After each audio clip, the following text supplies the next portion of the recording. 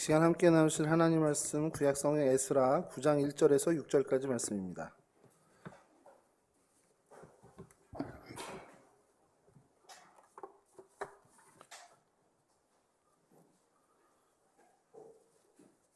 저랑 한 절씩 교독하겠습니다.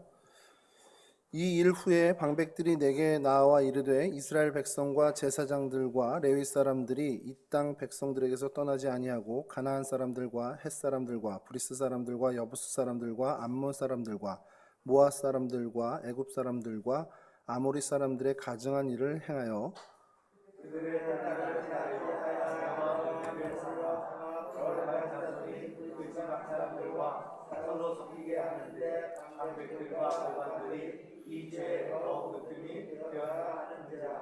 내가 이 일을 듣고 속옷과 겉옷을 찢고 머리털과 수염을 뜯으며 기가 막혀 앉으니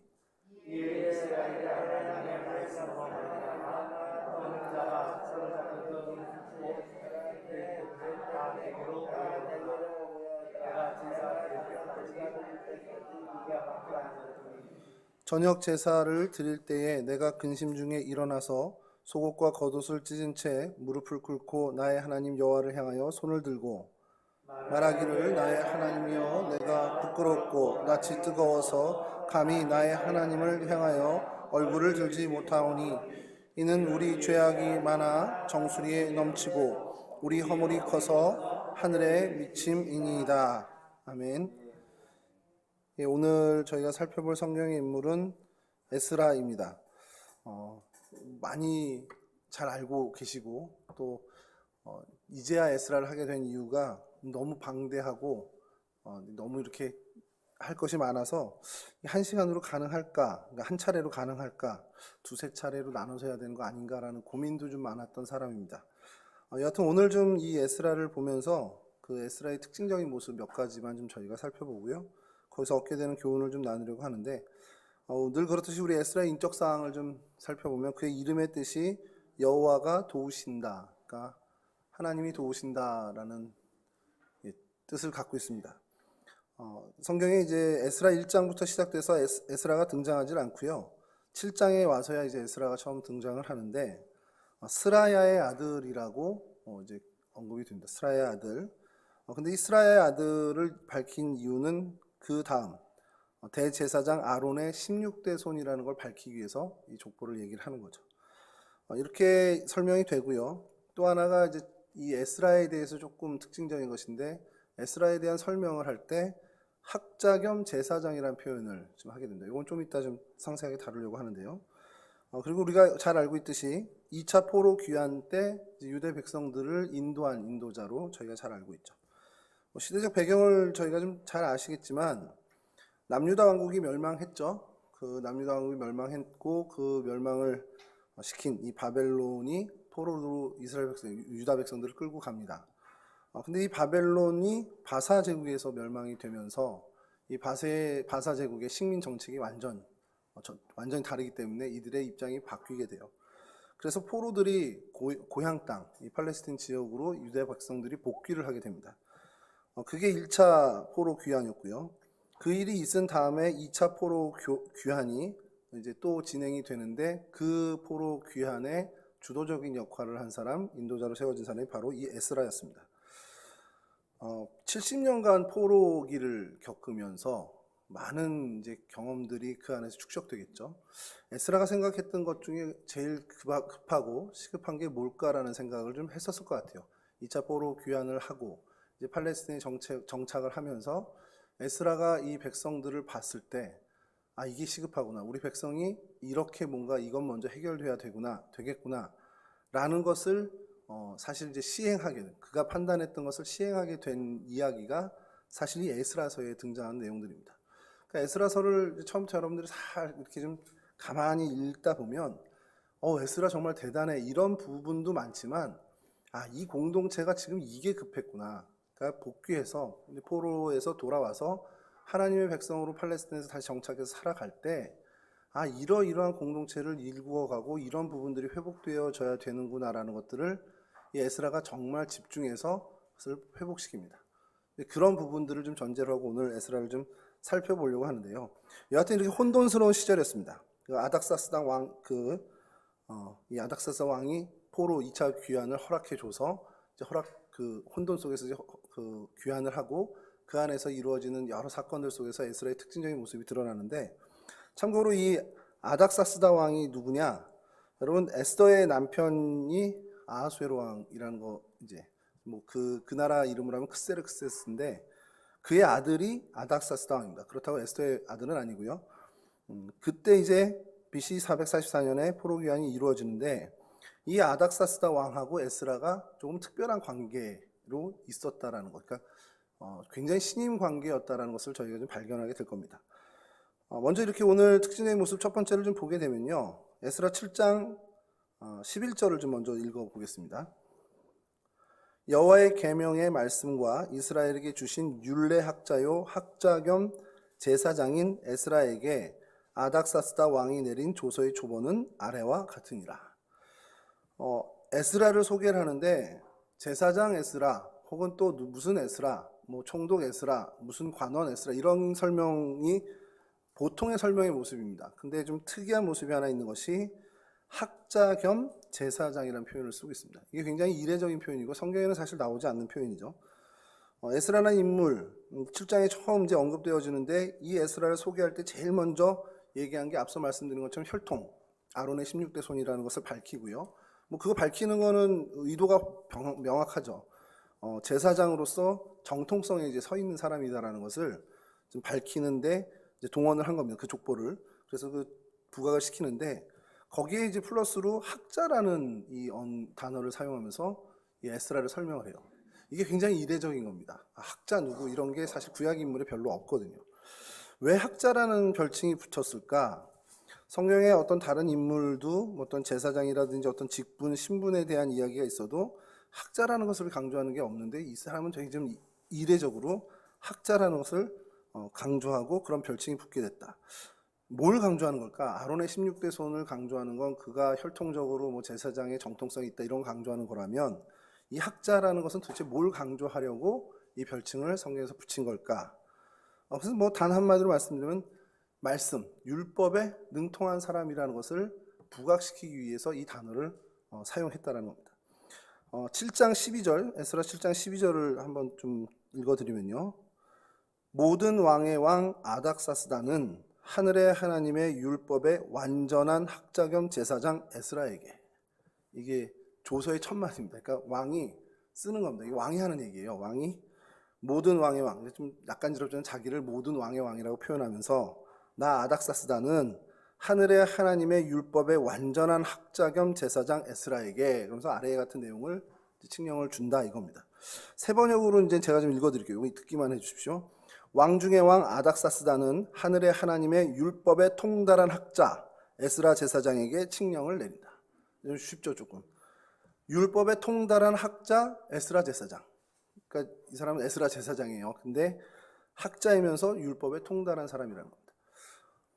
이게 아닥사스다가 한 말이에요. 그러니까 당시에 그 패권 국가였던 이 바사의 아닥사스다 왕도 에스라에 대해서 이렇게 인정을 했다라는 겁니다. 이 사람은 율법에 완전한, 율법에 통달한 사람이야 라고 인정을 했다라는 겁니다. 그러니까 에스라가 뭐냐, 이러한 특별한 호칭을 받게 된 것이 말씀에 대한 정말 남다른 사람이었다는 겁니다. 말씀에 대해서 여느 사람과는 좀 비교가 좀 다르네라고 할 수밖에 없었던 그런 모습을 가졌던 사람이라는 거죠. 여러분, 사실 이 말씀에 대해서 좀 남다름을 가졌다, 이 에스라의 이런 모습이 왜 더 부각되고 중요하냐면요, 여러분, 사실 이스라엘 백성이 멸망하게 된 이유가 뭡니까? 말씀대로 안 지켰기 때문이에요. 뭐 희년을 안 지켰고, 뭐 안식년을 안 지켰고, 이런 여러 이유들이 이제 뭐 에레미야에서도 많이 나오는데, 하나님의 말씀에 대해서 준행되지 않았다라는 것. 근데 그게 왜 안 준행됐을까를 성경학자들이 많이 연구를 합니다. 그러면서 구약 시대의 그 시대 상황, 하나님의 말씀이 어떻게 백성들 저 밑에까지 전달되는가, 이런 것들을 하는데 말씀이 제대로 선포되지도 않았다라는 거예요. 그 시절에. 이스라엘 뭐 북이스라엘도 마찬가지고 남유다도 마찬가지지만 시대도, 교회사의 시대를 보면 항상 동일하게 반복되는 게 그렇습니다. 시대마다 그 어려움이 겪게 되고 어려움이 이제 닥치게 됐을 때 항상 보면 말씀과 연관이 돼요. 그 말씀이 살아있거나 말씀이 정말 부흥하고 넘치는 그 시절이 아닌, 그러니까 말씀이 기갈되고 이런 때에 항상 하나님의 백성들은 어려움을 맞닥뜨리게 되더라는 겁니다. 성경과 교회의 역사 보면 굉장히 암울했던 시기에 항상 말씀이 제대로 선포되지도 않았고 선포된다 하더라도 지켜지지도 않았던 그런 모습들을 보게 되죠. 선포됐는데 제대로 지켜지지 않았다는 걸 뭘 말씀드리냐면, 여러분 식민 지배를 정당화하던 신학이 있었다라는 거 혹시 아세요? 뭐 잘 모르실 수 있습니다만, 이 민족이 저 민족을 지배하는 게 하나님의 뜻이다라고 선포하고 그렇게 성경의 정당성을 주던 신학이 있었습니다. 실제로 제국주의에 딱 맞게끔 맞춰진 신학이 있었고요. 그것뿐인 것이 아닌 게, 저희가 이제 저희 기억에도 아는 것은 독재를 성경적으로 정당화했던 신학도 있었죠. 뭐 히틀러 시절에 본회퍼만 있었던 게 아닙니다. 그 히틀러 정권을 정당화해줬던 교회들이, 독일 교회들이 넘쳐났었고요. 본회퍼를 중심으로 한 정말 복음적인 분들이 이거 아니다라고 외쳤던 것으로 핍박을 받았던 거죠. 공산 정권을 여전히 성경적으로 옹호하고 있는 그런 신학도 여전히 지금도 있습니다. 그러니까 그 권력의 입맛에 맞게 꾸며지고 맞춰지고 이렇게 되는 말씀 선포가 실제로 있었다라는 거예요. 이 시절에. 그리고 오늘날도 마찬가지고요. 제가 요즘 걱정하는 것 중에 하나는, 권력의 입맛에 맞춰서 이렇게 뭐 선포되는 거, 뭐 그건 이제는 분별할 수 있으니까 저희가 좀 그거는 뭐 좀 위험성이 좀 덜해진 것 같다라는 개인적인 생각이 있는데, 이게 문제는 세속적인 기대에 껴맞춰지는 신학들이 생겨납니다. 지금 시대가 이런 트렌드로 가는데, 이거에 맞게 우리 기독교도 부흥하고 신학적으로 응답해 줘야 돼라는 명분으로 그것에 대해서 신학적인 성경적인 정당성을 주는 경우가 있는데, 대표적인 것이 요즘 퀴어 신학입니다. 죽었다 깨라도 동의할 수 없는 건데 시대적인 요청은 강요하는 거죠. 왜냐하면 그것을 수용하고 뭔가 그것에 대해서 포용성을 가지면 좀 그래도 성숙한 목회자, 그거에 대해서 아니라 그러면 저 목사님도 꼰대네, 이런 소리를 듣는 분위기를 만들어 가요 지금. 그래서 그런 퀴어 신학들을 통해서 뭐 아시죠? 이렇게 해서 뭐 성 정체성의 부분에 대해서도 이렇게 설명하고 하는데, 뭐 수용하기 어렵습니다만 여하튼 그런 것들, 세속적인 기대에 끼워 맞추게끔 계속 강요당하는 그런 말씀의 이야기들, 이런 시절을 보면 항상 그 영적인 어려움 그리고 영적인 기갈, 이런 것들이 계속 맞물려 돌아가는 것을 저희가 보게 됩니다. 그렇기 때문에 하나님 말씀을 제대로 알게 하고 제대로 해석하게 하는 것이 무엇보다 중요한데, 이 시절 에스라의 시절에 그런 요청이 있었고 그 요청에 에스라가 하나님으로부터 쓰임을 받게 되는 거라는 겁니다. 우리나라 역사를 연구하는 분들이 그런 얘기를 하더라고요. 식민 시절은 그 민족이 살아남는 거에 모든 초점이 맞춰진다는 거예요. 어쨌든 생존해야 된다는 거. 그렇기 때문에 권력의 비율을 더 맞추게 되고요. 그러니까 그 권력에 대해서 더 옹호하게 되고, 아까 말씀드린 것처럼 권력의 입맛에 맞는 말씀 선포들이 넘쳐나게 된다는 겁니다. 근데 그 시절이 이 포로기 시절도 동일하지만 한국교회도 마찬가지, 저희가 알고 있는 한국교회의 슬픈 역사이긴 하지만 신사참배라든지 이런 일제강점기 때에 기독교가 굉장히 적극적으로 그것을 신학적으로 옹호했던 부분들이 있습니다. 그러니까 그걸 좀 배경으로 해서 이 시절을 좀 한번 보시자는 거예요. 에스라가 포로기 때에 어쨌든 점령당하고 있는 피지배 백성들 아니었습니까? 그때 그러면 하나님의 말씀을 이 아닥사스다 왕이라든지 바사제국의 입맛에 맞춰서 했을 법도 한데, 이때 시절의 에스라의 위대함은 그렇지 않았다는 겁니다. 하나님의 말씀을 하나님의 말씀 그대로 선포하고 그 백성들에게 그렇게 가르쳤다는 것이죠.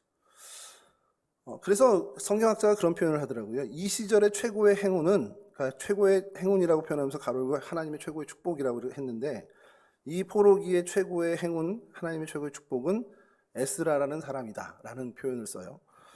그렇게 얘기할 수 있을 정도로 이 에스라가 하나님의 말씀에 대해서는 엄청난 학자라는 유일한 별칭을 가질 정도로 하나님 말씀에 남달랐고 하나님 말씀을 참 사랑했던 사람이라는 겁니다.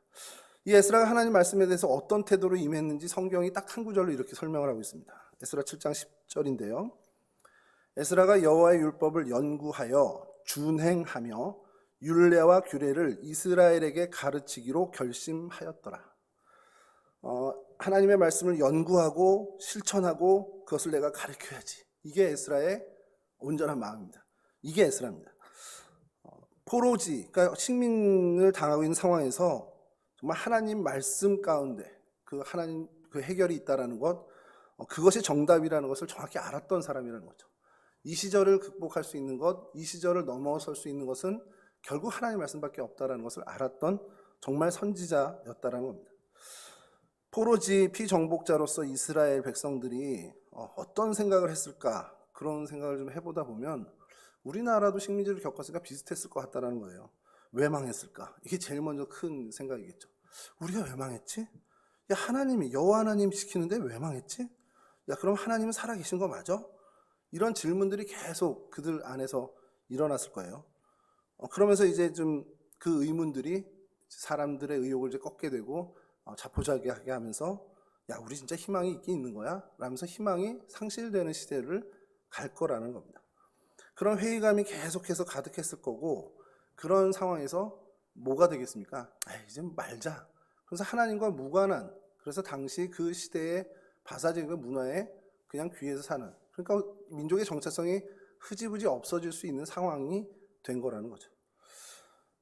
우리나라도 마찬가지였죠. 뭐 아주 짧은 35년이었는데도 불구하고 굉장히 그 잔재가 아직까지도 굉장히 우리에게 영향을 주고 있는데, 이 식민 시절을 지냈던 사람들의 대부분의 그 나타나는, 그 민족에서 나타나는 현상이 이렇다라는 겁니다. 그 정체성의 혼란이 오고 포기하게 되고 뭐 다시 찾는다라는 거 그냥 뭐 버리게 되고 어떤 이렇게 되는데, 이런 시기에 말씀에 대한 갈증, 이것을 불러일으키고 말씀에 대한 욕구, 말씀에 대한 관심, 이렇게 해야 된다라는 것을 다시 회복시키고 기억나게끔 하고 했던 것이 이 에스라라는 거죠. 정말 이 시기에 제사장이면서 동시에 하나님 말씀에 특별한 어떤 자세를 갖고 있었던 에스라가 등장한 것은 그 주석의 표현처럼 정말 하나님의 축복, 하나님의 은혜였다라는 겁니다.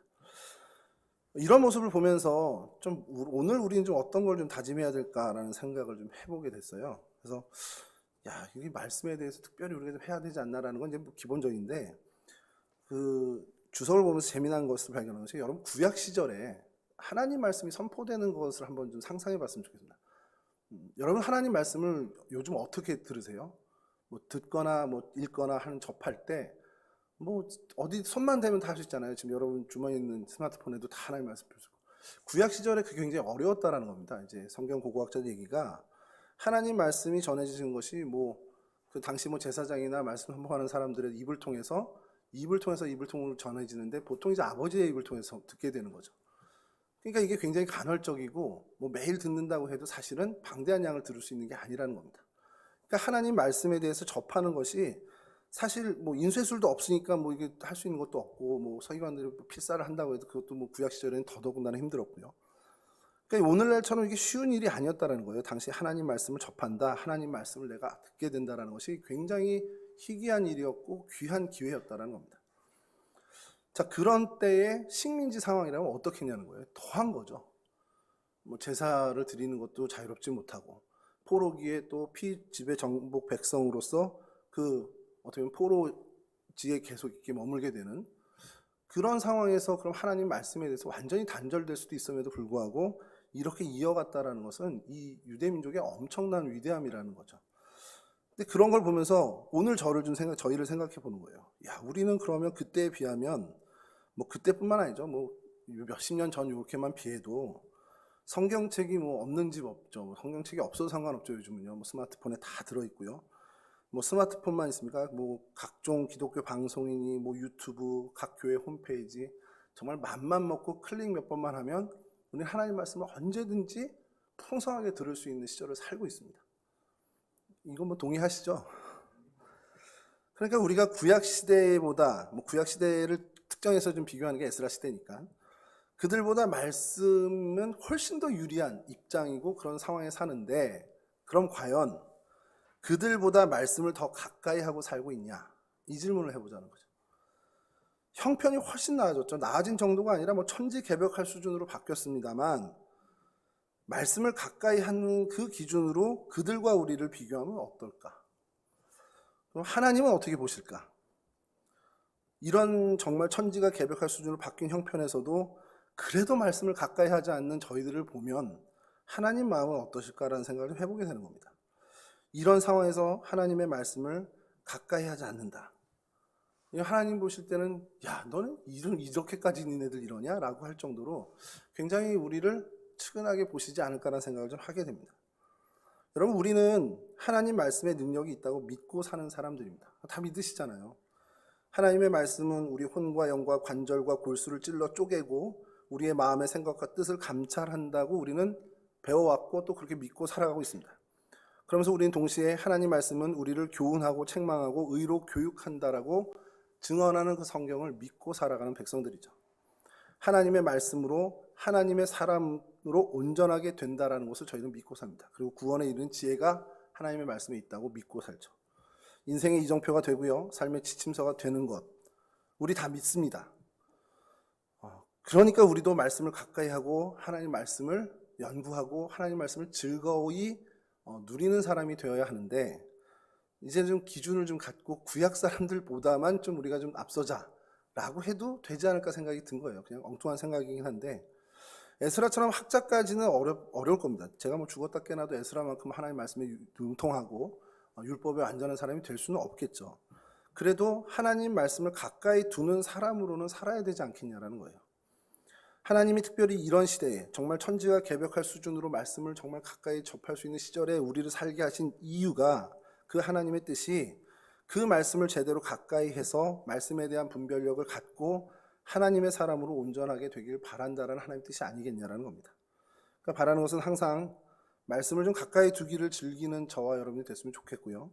그래서 그 하나님의 의도대로 하나님의 백성으로 온전해지는 저와 여러분, 그런 은혜와 축복을 누리는 저희들이 되었으면 좋겠습니다.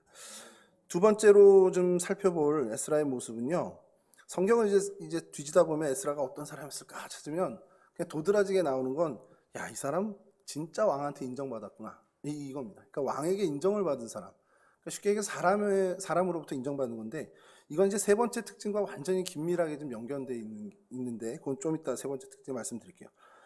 왕에게 인정을 받았는데 굉장히 고위직이었을 것으로 추정이 돼요. 도대체 어떤 벼슬을 하고 있었는지는 모르지만, 성경에 드러나지는 않는데 굉장한 고위직에 있었을 것으로 추정되는 것. 왜냐하면 아까 말씀드렸지만 율법에, 하나님 율법의 완전한 학자 겸 제사장으로 인정을 받았는데 누구한테까지 인정을 받았냐면 아닥사스다 왕에게까지도 인정을 받아요. 이건 뭐냐면 아닥사스다 왕이 하늘의 하나님이라고 지칭을 해요, 여호와 하나님을. 그러니까 이 에스라 때문에 사실 그렇게 된 거죠. 그러니까 에스라 때문에 뭐 잠시 뒤에도 좀 언급하겠지만 하나님까지도 인정하게 되는 일이 벌어질 그만큼 신인 관계였다라는 겁니다. 아닥사스다 왕이 어떻게 이렇게 인정하게 됐을까? 에스라랑 많은 얘기를 나눈 것이 분명할 겁니다. 에스라와 정말 그 백성의 문화, 섬기는 하나님에 대해서 이야기를 많이 들었고, 또 궁금한 거 물어보고 이러면서 그 역사에 하나님이 어떻게 이스라엘 백성들을 이끌어 왔는지, 이 유대 백성들을 어떻게 하나님이 다스려 왔는지, 그래서 그 하나님이 어떤 분이고 이스라엘 백성들이 왜 그 하나님을 이렇게 실망시켜서 이런 일을 당하게 됐는지, 뭐 이런 많은 일들을 이 아닥사스다 왕에게 또 이야기했을 거라는 거예요. 그러니까 아닥사스다 왕이 그 이야기를 들으면서 에스라를 인정하게 되고 또 신임하게 되고, 그래서 에스라를 전폭적으로 지원하게 되는데, 이제 성경에 나오는 어떤 모습이 이제 이 사람을 신임한다라고 보이냐면, 물론 첫 번째로 2차 포로 귀환의 지도자로 삼는 겁니다. 이 포로 귀환의 책임자로 삼았다는 건데, 여러분 이게요, 너 니네 백성들 이렇게 이끌어 나가, 이렇게 굉장히 출애굽과 비슷한 부분이 많이 나옵니다, 에스라서를 읽으면. 근데 이게 왕의 입장에서 봤을 때 출애굽하고 완전히 성격이 다른 거는, 야, 이제 니네 좀 나가줘, 이렇게 해서 가는 게 아니고, 이제 팔레스틴 지역까지 식민 정책을 이제 이 바사 제국에서 식민 정책을 펼치는데, 이제 포용 정책이란 말이에요. 강압하는 게 아니라, 바벨론처럼 또 아수르처럼 하는 게 아니라 이제 자유롭게 자유권을 주고서 다스리는 건데, 여기 나를 대신해서 갈 사람이 필요한 겁니다. 그러니까 왕 입장에서는. 그러니까 저 팔레스틴 좀 멀고, 또 거기서 어떤 일이 벌어지면 제압도 해야 되고, 뭐 신경 쓸 일이고 곤란한 일이 많은데, 그럼 누굴 보내야 내가 간 것과 같은 거의 같은 효능일까? 이런 걸 고민하게 되는 거죠. 그게 이제 총독 제도잖아요. 그러니까 에스라를 그런 사람으로 지목한 겁니다. 이건 그러니까 거의 내 오른팔 같은 사람을 보내는 거죠. 민족도 다르고, 어떻게 보면은 저쪽이랑 한민족이니까 반란을 꾀할 수도 있는데라는 가능성이 있음에도 그게 다 불식될 정도로 신임하는 사람이라는 거예요. 그러니까 2차 포로 귀환의 지도자로 삼았다, 책임자로 삼았다라는 것은 정말 결정적으로 이 사람을 신임하고 있다는 것을 보여주는 예가 된다는 겁니다. 뭐 좀 그런 생각들을 좀 많이 했어요. 도대체 어떻게 꼬셨을까? 에스라가 어떻게 왕을 꼬셨을까? 그래서 대번에 그냥 드는 생각이, 이스라엘 백성들은 성전 예배를 드려야 돼요라는 얘기를 하지 않았을까? 그래서 이따도 언급하겠지만 아닥사스다 왕에게 예루살렘 성전을 회복해야겠다라는 마음을 하나님이 주셨다라고 에스라가 고백을 합니다.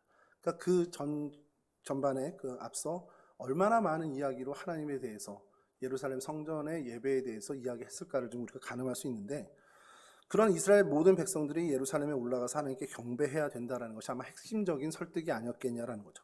그리고 그런 간청을 들은 아닥사스다 왕이 에스라를 2차 포로기환의 지도자로 분명히 세우게 됐고요. 그래서 아닥사스다 왕 7년 정월 초하루에 모든 포로를 데리고 바벨론 출발해서 5월 초하루 예루살렘에 도착하게 됩니다.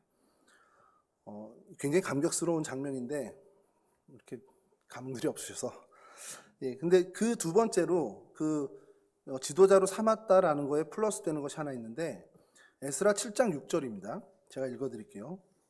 이 에스라가 바벨론에서 올라왔으니 그는 이스라엘의 하나님 여호와께서 주신 모세의 율법에 익숙한 학자로서 그의 하나님 여호와의 도우심을 입음으로 왕에게 구하는 것은 다 받은 자이더니. 이게 굉장히 멋있는 표현 아닙니까?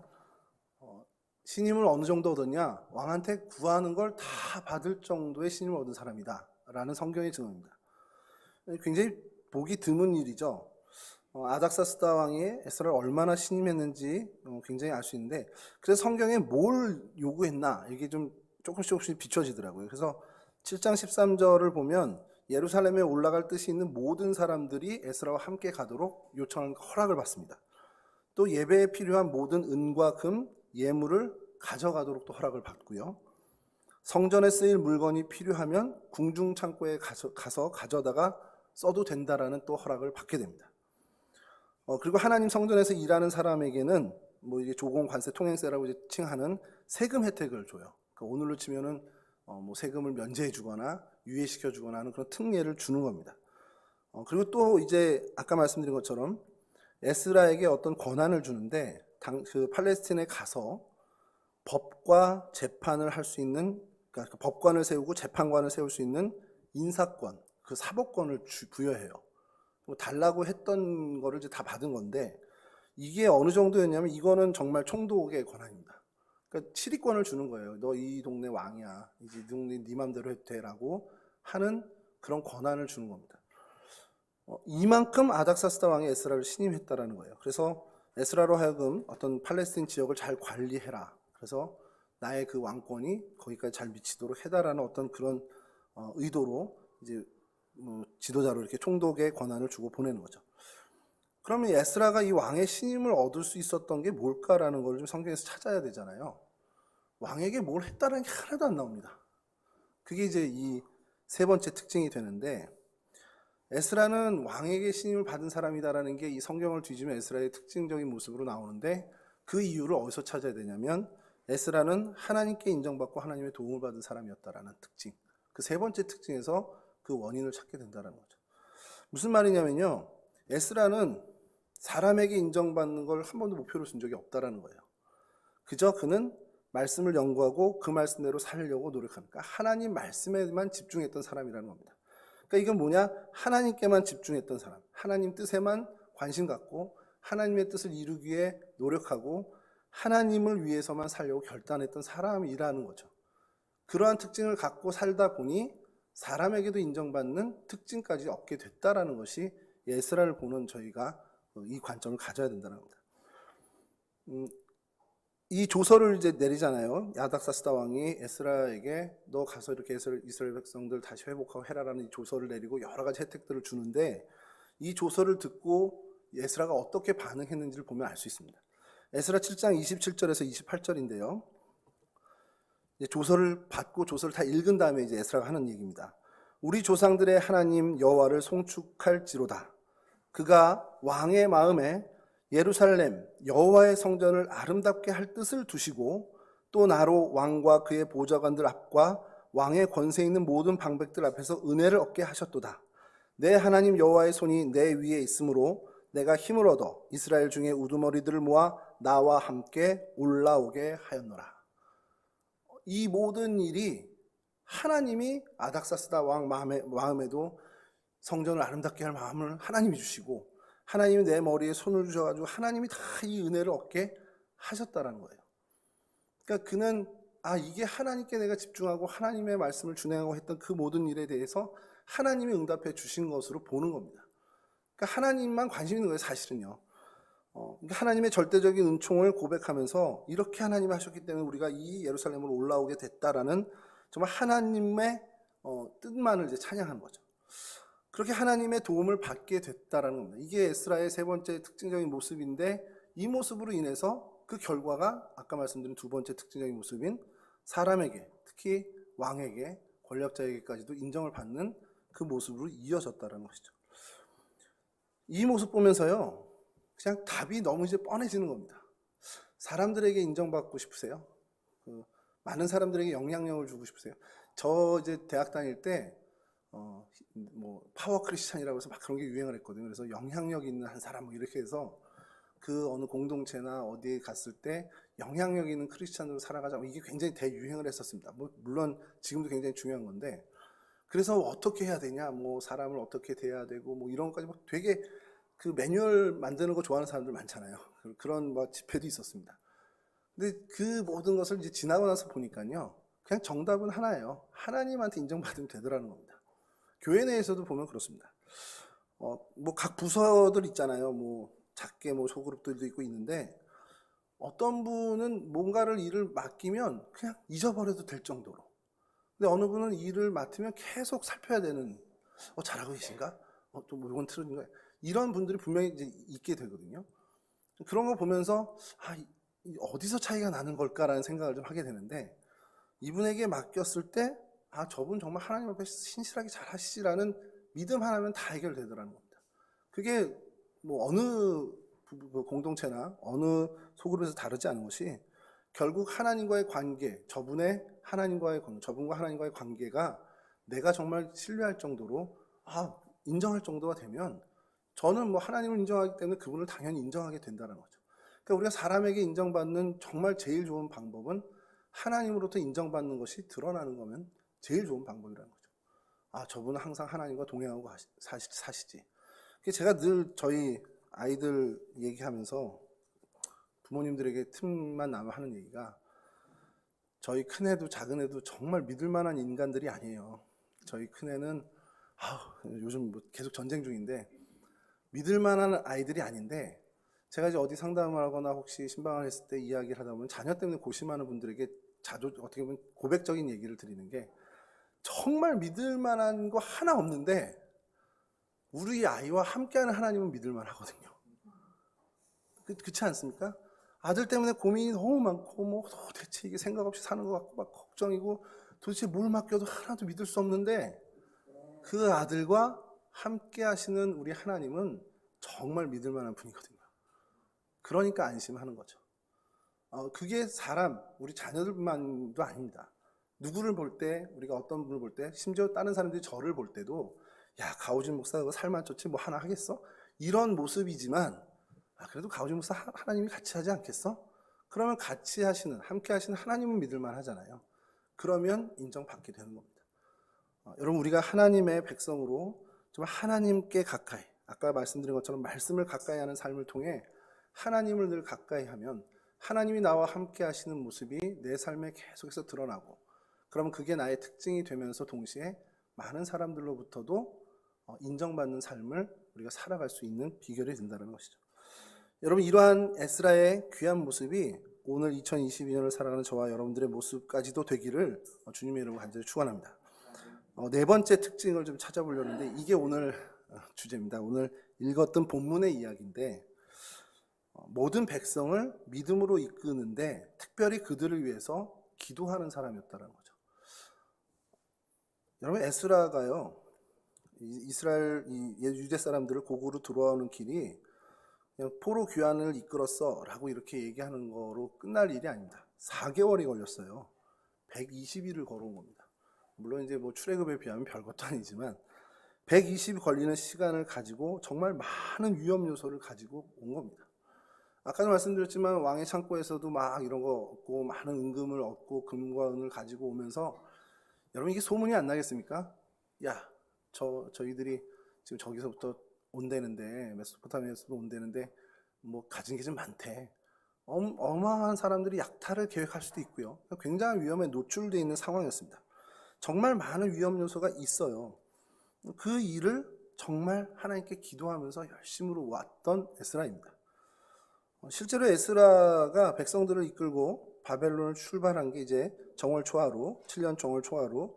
그래서 아하와 강에 머물렀을 때에 뭐가 이렇게 좀 불안했는지는 모르겠습니다만 금식을 선포하고 하나님 앞에 기도하자라는 이제 그 백성들에게 독려를 하는 모습이 납니다.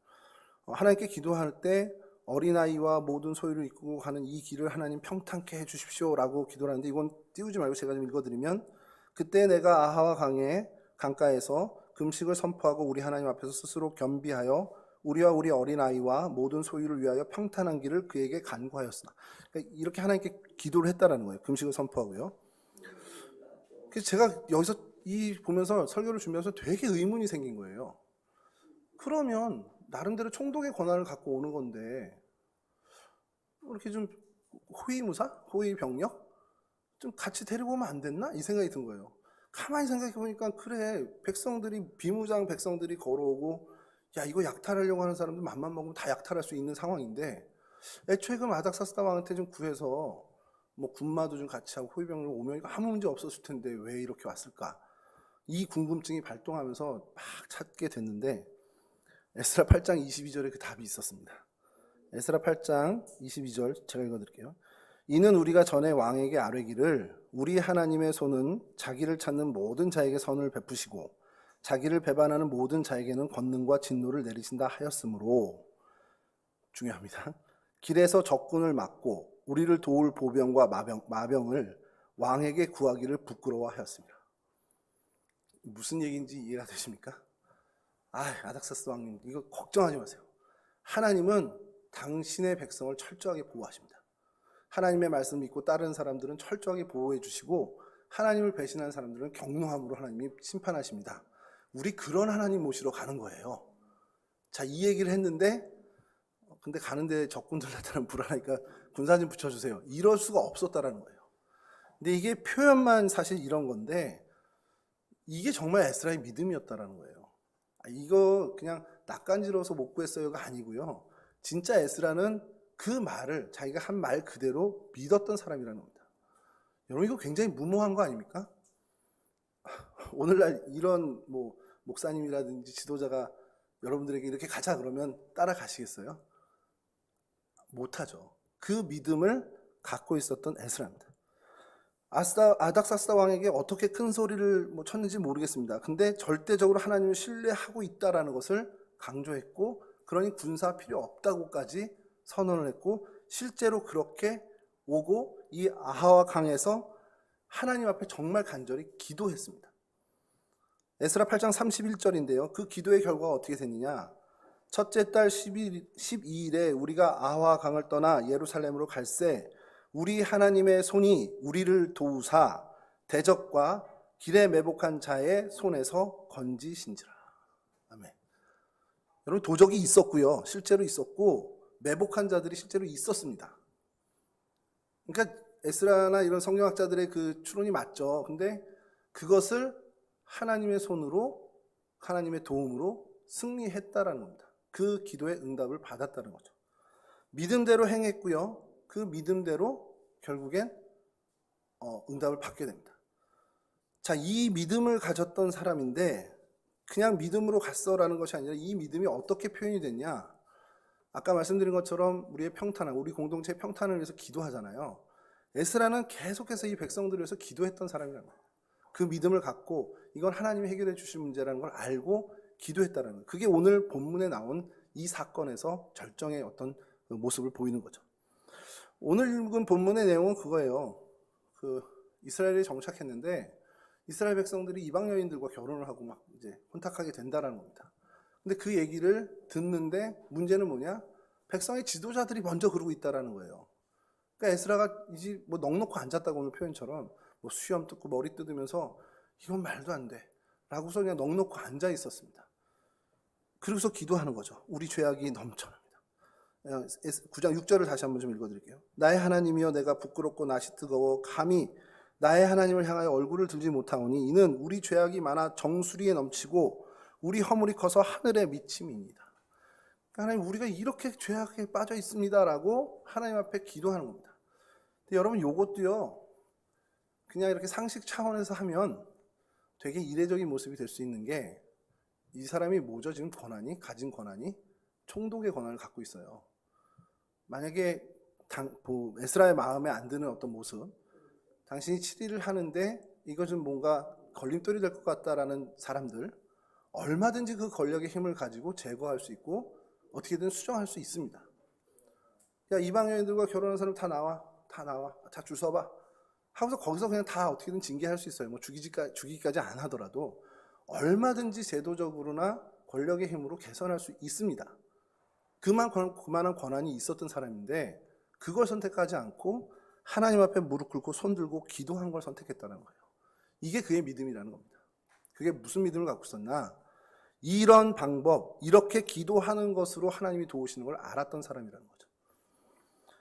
조상 때부터 얼마나 우리에게 많은 일을 하셨습니까? 수많은 전쟁에서 건지시고 환난에서 이 민족이 범죄를 대도 하나님 징계하시면서 더 견뎌내시고 정말 하나님께서 우리에게 이렇게 은혜를 베풀어 주셨는데 우리가 주의 계명을 저버렸습니다. 라고 그냥 벌썩 주저앉은 겁니다. 그게 이제 아까 말씀드린 9장 이후의 내용인데, 자, 9장 이후에 이렇게 흐느끼고 통곡하고 기도하는 에스라를 본 사람이 10장 2절과 4절에 한 사람이 등장하며 이 얘기를 합니다. 엘람 자손 중 여히엘의 아들 스가냐가 에스라에게 이르되 우리가 우리 하나님께 범죄하여 이 땅 이방 여자를 맞이하여 아내로 삼았으나 이스라엘에게 아직도 소망이 있나니 곧 내 주의 교훈을 따르며 우리 하나님의 명령을 떨며 준행하는 자의 가르침을 따라 이 모든 아내와 그들의 소생을 다 내보내기로 우리 하나님과 언약을 세우고 율법대로 행할 것이라. 이는 당신이 주장할 일이니 일어나소서 우리가 도우리니 힘써 행하소서 하니라. 이 스가냐로 대표되는 이스라엘 방백이 와서 잘못했다는 겁니다. 이 에스라의 이 기도하고 엎드려진 모습을 보면서 야, 이게 우리가 하나님 앞에 큰 죄를 범했구나, 이게 우리가 큰 죄악을 범했구나라는 걸 깨닫게 된 겁니다. 그래서 그들이 통곡하며 회개하며 대대적인 정화 작업을 하겠다고 다짐하며 에스라에게 온 거죠. 뭐 이 스가냐로 대표되는 사람이지만 이 방백들 다 온 겁니다. 에스라가 의도했던 의도하지 않았던, 에스라가 원했던 방법으로 가고 있는 겁니다. 그 방향으로. 그는 정확히 알고 있었다는 거예요. 이 백성을 어떻게 하나님의 백성으로 돌이키고 이 사람들을 어떻게 하나님의 온전한 사람으로 바꿀 수 있느냐라는 방법을 힘으로 치리로 안 되는 걸 알고 있었습니다. 뭐냐? 결국 하나님 앞에 믿음으로 기도하는 것밖에 없다는 것을 알았던 사람이라는 거죠. 사실 에스라의 가장 위대한 모습이 이 부분일 거라는 거죠. 이 에스라의 대처 능력, 뭐 대처 능력이라 하긴 좀 그건데 그냥 엎드리고 중보하고 기도한 거. 이 문제 해결에 솔선수범 나부터 한다라는 것 하나 외에는 없었다는 거예요. 근데 뭐 이것도 사실 다 연관되는 게 이게 이 사람이 말씀의 사람이니까 사실 이러한 지혜와 이런 행동을 할 수 있었던 것으로 좀 생각이 듭니다. 하나님께 기도하는 것, 하나님께 맡기는 것, 하나님께 정말 흐느껴 울고 부르짖는 것밖에 없다라는 것. 이게 에스라의 믿음이고 에스라의 영성이었습니다. 그럼 여러분, 이 에스라가 이렇게 된 원인이 뭘까? 결국 백성을 사랑하는 마음.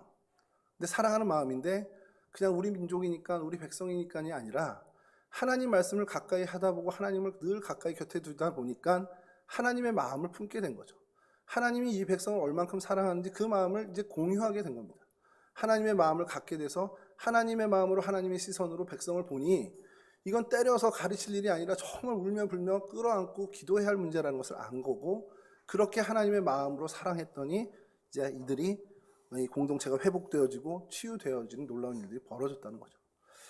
이 모습 보면서 반성도 많이 합니다. 저도 반성하고 또 이렇게 살았으면 이렇게 됐으면 좋겠다라는 생각을 하는 것이 우리 동성교 공동체의 장점이 있잖아요. 우리 정말 한 가족. 저분의 일이 내일 같은 아픔을 항상 같이 공유하는 걸 제가 보고요. 저분의 기쁨이 진짜 나의 기쁨이 되는 것을 정말 제가 여기서 많이 발견합니다. 여느 교회와는 좀 다른 그런 모습들을 보는데 이게 하나님의 마음을 서로 나누고 있다는 것을 저희가 알죠. 이거를 더 키우자는 겁니다. 내가 정말 하나님의 마음으로 하나님을 더 가까이에서 하나님의 마음을 내가 품고 공동체의 어려운 우리 지체들의 모습을 보면서 기도하고, 그들이 혹시라도 다른 길로 가는, 조금이라도 하나님 보시기에 원치 않는 길로 가실 때 내가 기도함으로 그를 다시 하나님께로 돌이키게 하고 하는 그러한 아름다운 일들이 우리 가운데 풍성히 일어났었고요. 지금까지 앞으로도 계속 일어났으면 좋겠다는 겁니다. 그러기 위해선 내가 하나님의 말씀을 가까이 하고 하나님의 마음을 품고 하나님 앞에 기도하는 사람이 되어야 한다는 거, 그것을 이 에스라를 통해서 다시 한번 결단했으면 좋겠고요. 그래서 저와 여러분 모두가 정말 하나님의 사람, 하나님의 어떤 마음을 품은 사람으로 정말 하나님을 더 집중하고, 그래서 하나님의 쓰임받는, 특별히 공동체를 회복시키고 하나님의 뜻을 이 땅 가운데 이루는 그 일에 쓰임받는 그런 하나님에게도 인정받는 사람들이 되는 그 은혜를 누리실 수 있기를 간절히 바랍니다. 우리 함께 찬송하시고요.